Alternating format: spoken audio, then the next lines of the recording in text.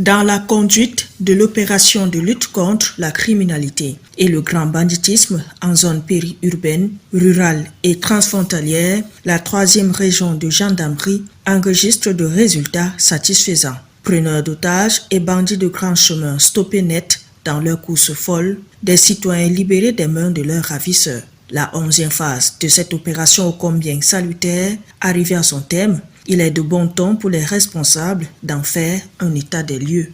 Les statistiques que nous recevons font état de ce que la conduite de l'opération donne des résultats globalement satisfaisants. J'allais même dire encourageants. Mais il se trouve malheureusement que nous faisons encore face à des poches de résistance de ce phénomène. Poches de résistance consécutives, malheureusement, comme je l'ai toujours dit ici, aux complicités diverses dont bénéficient les ravisseurs au sein de la population. Malheureusement.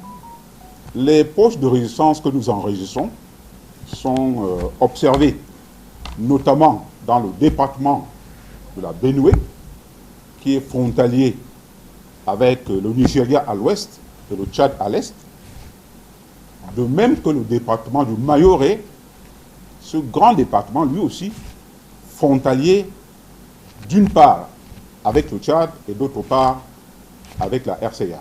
Les fêtes de fin d'année pointent à l'horizon, notamment Noël 2023, la Saint-Sylvestre et le Nouvel An 2025.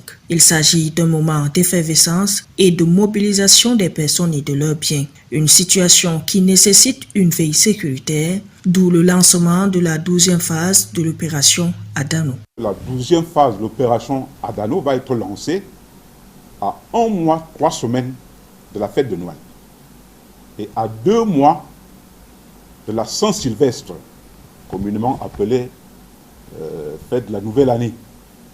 Donc ces 2 événements majeurs font que nous avons intérêt à anticiper. Il n'est pas question d'attendre le dernier moment, il s'agit pour nous d'anticiper et de faire en sorte que les populations, aussi bien de la Damawa que du Nord, vaquent paisiblement à leurs occupations quotidiennes. La 3e région de gendarmerie renforce ainsi son dispositif sécuritaire dans l'optique de tordre le cou à la grande criminalité et au phénomène de grand banditisme.